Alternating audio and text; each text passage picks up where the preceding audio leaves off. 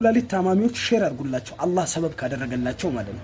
ወላሂ ላዚም በግመል ሽንት ይሄ ጥቅም ይገኛል ብዬ አስቤም አልሜም አላውቅም። አንድ እዚህ ሰፈር ውስጥ የማውቀው ጓደኛዬ ነውና አንድ ወንድም አለው። ያ ወንድሙ በጣም አደገኛ ኩላሊት ህመም ያመዋል። ኩላሊቱ ሁለቱም ፌል ያደርጋሉ።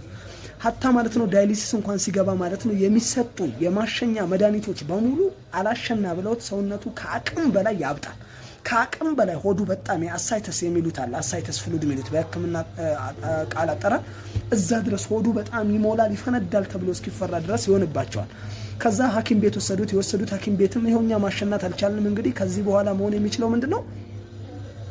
ደሙ እንዲጣራ ማድረግ ነው በአርቲፊሻል መልኩ ዳያሊሲስ አሉት። ከዛ ይሄንን ለማድረግ ደግሞ እኛ ወረፋ ያስፈልጋል፣ ነገር ግን ሌላ የግል ከቻላችሁ ውሰዱ ይሏቸዋል። እሺ ብለው የግል ቦታ እየወሰዱ ምናምን ነገር እያለ አንድ ጓደኛቸው ይደውልና አረባክ ወንድሜን እኮ እንደዚህ እኮ ኩላሊት ዳያሊሲስ አሉት፣ ኩላሊት ሁለቱም ፌል አረጋ ይሉታል።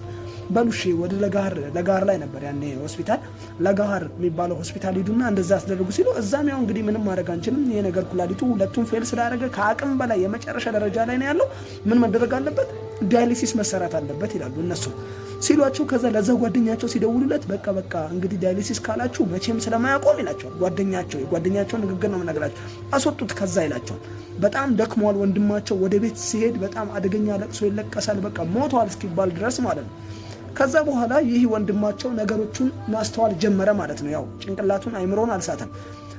ስማና ወንድሜ ያለው ቶፊቅ ወንድሙ ነው። ለዚህ ማለት ነው የኔ ጓደኛ በቃ እናንተ የቻላችሁትን አድርጋችኋል፣ አላህ ይስጥልኝ። ነገር ግን አንድ የባህል ሐኪም ማቀው አለ፣ እስቲ እሱ ጋር ውሰዱኝ ይላል። ሰውየው በጣም ትልቅ ሰው ናቸው። እሳቸው ጋር የባህል ሕክምና ተወሰደ። ሲያዩት በጣም ደነገጡ። አረ ቢስሚላህ ይሄንን ነገር እንግዲህ አላህ አፊያ ያርገው፣ ነገር ግን የግመል ሽንት ትኩስ ማግኘት ትችላላችሁ ይላቸዋል። ወረበል ካባ ይሄ እንግዲህ የተፈጠረ ነገር ነው የምነግራቸው። ሰው በተለያየ ቦታ ተሯራጠ። ያው ሆስፒታል ላይ ምንም አላገኙም። ስንት ብር አውጥተዋል። ከዛ ሆስፒታል ላይ የበረሩ የሄዱላችሁና ከሆስፒታል ወጥተው ቃሊቲ ሲሄዱ ግመል ሽንት አንዱ አግኝቶ መጣ። የግመል ሽንት አመጣ። ቤት ወሰዱና አጠጡት። ጧጧት አንድ ሲኒ ይሏቸዋል። ከዛ ጧጧት ይሄን አንድ ሲኒ ያጠጧቸውና ወላሂ ላዚም ከሽንቱ መጀመሪያ የወጣው ደም ጥቁር ነገር አለኝ። እንደውም ጓደኛዬ ሲነግረኝ ከዛ ሙሉ ነገሩ እያየ ነው ሰውነቱ ላይ ያበጠው ነገር እንዳለ ሙልጭ ይላል። ከዛ ሆስፒታል ስንወስደው ከዛ በኋላ ግራ ገባቸው አለ። ዳያሊሲስ ጀመራችሁ እንዴ ሉና? አረ ምንም የጀመረው ነገር የለም አለ። እንደዚህም አላልናቸው ማለት የባሉን አያበረታቱም ብሎ ከዛስ ሱብሃነከ ረቢ ወላሂ እንደው አላሁ አክበር እያላችሁ የረሱል ሰለላሁ ዐለይሂ ወሰለም ሐዲስ እንግዲህ ይሁት ግን ይሄ በአይምሮአቸው ማለት ነው የአይምሮ ተቅማጥ ያለባቸው እነዚህ ካህዲያን ግን ምን ይሉናል?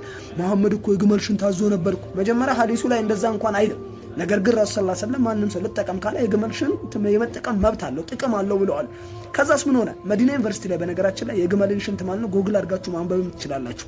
ምን እየተደረገ ነው? ሀታ አንቲ ካንሰር ሁሉ ጸባይ እንዳለው ሆዱ ለተነፋሰው ነው። ከዚህ በፊት ረሱል ሰለላሁ ዐለይሂ ወሰለም ጠጥቶ እንደዚህ ኮምፕረስ እንደሚያደርግ ሲነገራቸው ይጠጣ ያሉት ማለት ነው። አይገርማችሁም ታዲያ? እስልምና እኚህም ሰው ደግሞ ወላሂ ዲናቸውን ጠንቅቆ ማወቃቸው ይህ ሰው የቂናቸውም ደግሞ በቃ እንደሚያድንላቸው እርግጠኛ ሆነው የግመል ሽንትን አዘዙለት። ከዛ ሐኪም ቤት ዳያሊሲስ ተሰርቷል እንዴ ይሏቸው። አልተሰራም፣ በቃ እንዲህ ዳና አሉ። ላዚክ ሲያሰሉ አሁንም በቃ ማሸኛ ብለው ይጽፋሉ። እነሱ እየወሰዱ ወረቀቱን ይጠላሉ። ነገር ግን ይሄን የግመል ሽንቱን ያጠጡታል።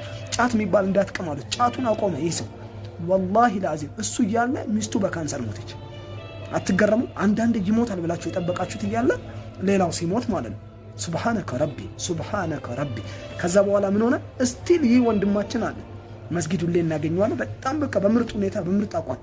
ከዛ ኩላሊቱ እኮ ድኗል የሚል መልስ ነው የተሰጣቸው። ወላሂ እንግዲህ አትገረሙ? ሱብሃንአላህ